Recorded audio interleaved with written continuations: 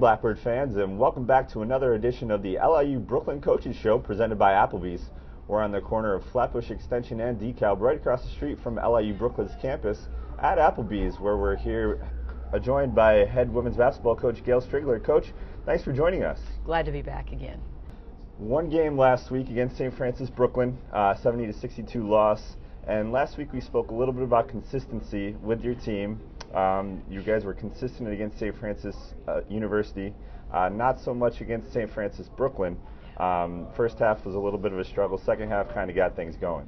Yeah, it was kind of an interesting first half for us. I thought we got some pretty good shots. I thought the one thing we did for the game was execute our offenses a little bit better.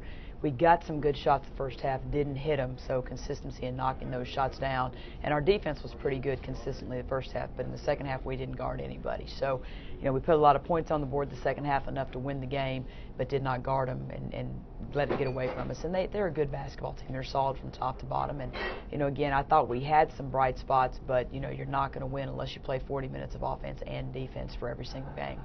21 points in the first half, 41 points in the second half, led by Sophie Bosson, who had 16 points. Sophie started off the year 17 points against Albany, then kind of struggled a little bit. Talk about her transition into Division I basketball after a very decorated prep career in California. Yeah, she's got a really bright future ahead of her. I think it's one of those things that Sophie in high school was able to ad-lib whatever she wanted to do. Offensively, she didn't have to run the offense all the time. She could kind of just go score whenever she wanted to.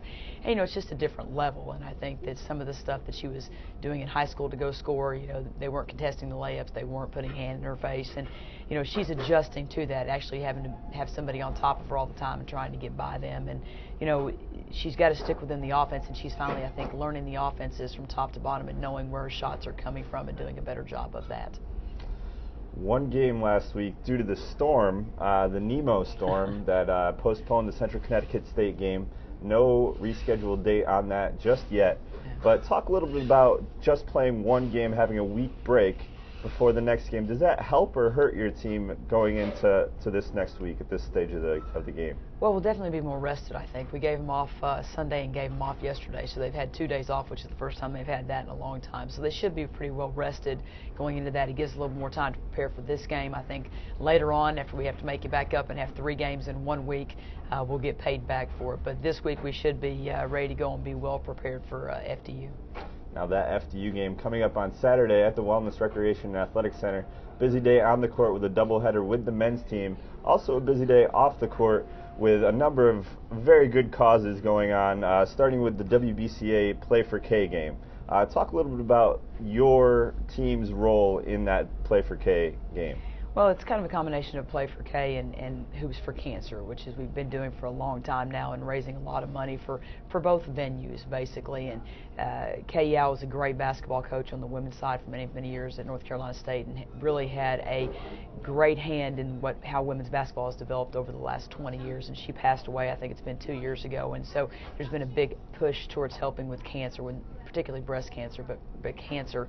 And I think it's a great cause because it really affects everybody. I think almost everybody in the United States, every player on our team has been affected by somebody either having cancer or passing away from cancer. And we've been able to really raise quite a bit of money for it. I think we've been doing it for 5 years and have almost raised $2,000 to $3,000 every single year for it. So it's a great cause, and the Play for K goes right into the mix with that, and it's just a good day for us overall.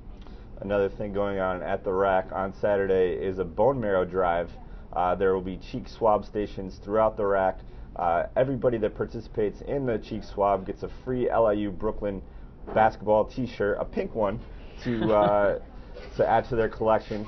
Also going on that day is National Women in Sports Day. Coach, quick question. When did you get involved in sports growing up? Wow, I think I started playing basketball and softball about in the 4th grade, 5th grade, so I've been doing this a long time, and it's changed quite a bit for sure. Now, when did you start wanting to get involved in coaching? When did you know that you wanted to be a coach? I knew when I was in junior high. I always told my junior high coach, I said, one day I'm going to be a coach just like you. And it's funny because I don't know what I would do if I was not coaching. It's one of those things that you get into it and you love it so much. I can't imagine not being a part of the game of women's basketball, especially where it's at right now. It's been neat to see it change and how it's evolved and all the opportunities that have been given to girls that are coming out and having different things to look forward to than they've had in the past. maybe some future coaches in the audience on Saturday. They'll all be recognized. Every group in attendance, including some Girl Scout troops that are scheduled to attend, will be honored at halftime of the women's game. So come out to the rack if you want to check out some great women's basketball and come out to support some great causes. Coach, thanks for joining us, and good luck on Saturday. Thank you very much, and you're going to look really good in your pink T-shirt, too. I can't wait to wear it. When we return, we'll be joined by head men's basketball coach Jack Perri. You're watching the LIU Brooklyn Coaches Show presented by Applebee's. Fans, head across the street to Applebee's for good food and good fun. That's Applebee's, the official restaurant of Long Island Blackbirds Athletics. Call 718-834-0800 for delivery to LIU.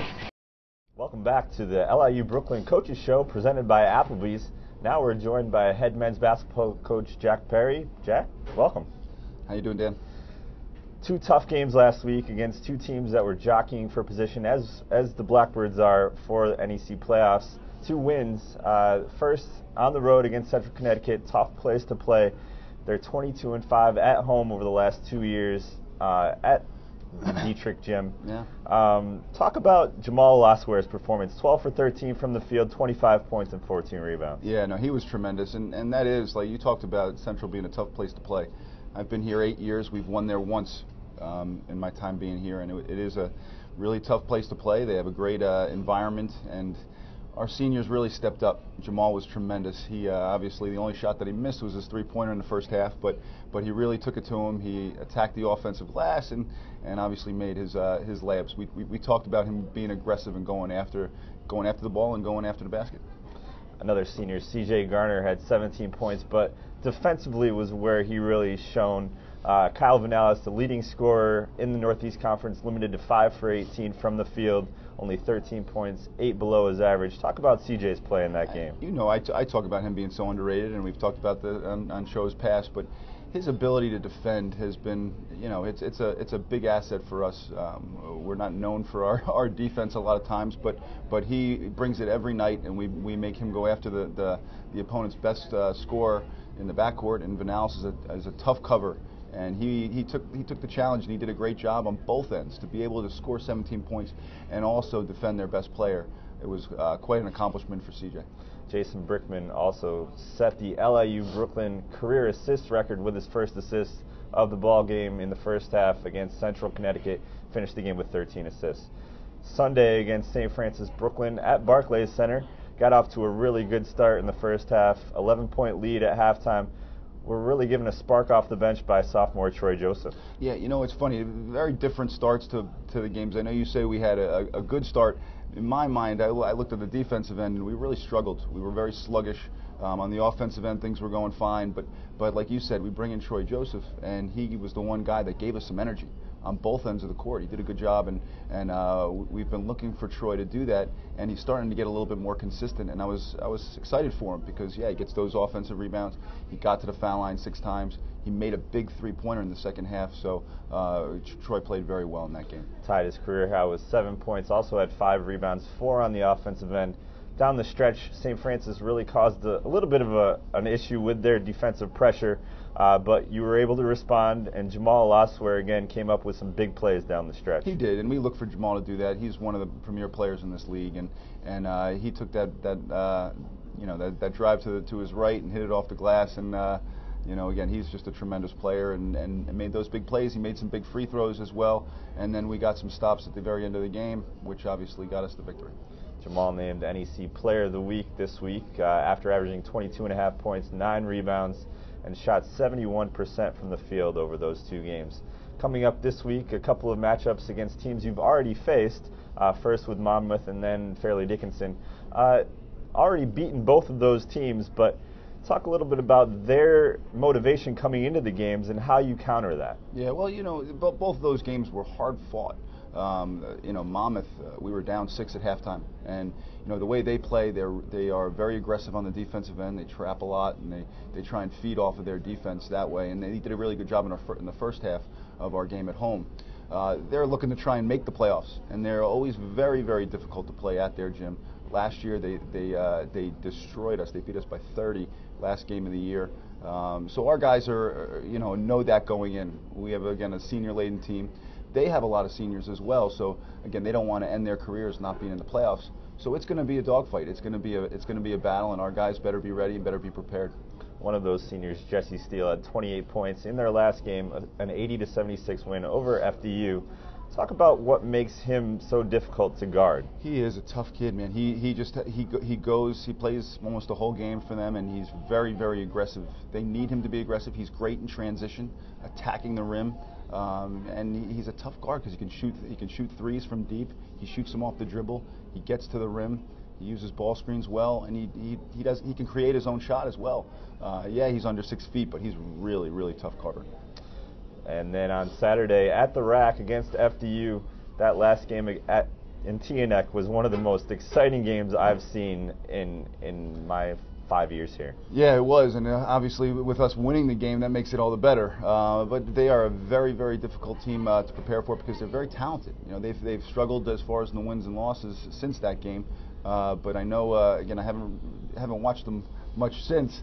But I do know that they have a lot of one-on-one players, and they have some guys in the post as well, so it'll be a difficult game as well. That game coming up at 4:30 on Saturday, February 16th. At halftime of that game, we'll have a lucky fan with a chance to win a 2013 Chevy Cruze. So, Coach, sorry you're ineligible for that for that prize, but hopefully we'll see all of you out there at the Rack cheering on the Blackbirds. They've won 9 out of the last 10 games, standing in 3rd place. 2 big games this week. Coach, good luck. Appreciate it, Dan. We'll be back next week on another edition of the LIU Brooklyn Coaches Show, presented by Applebee's.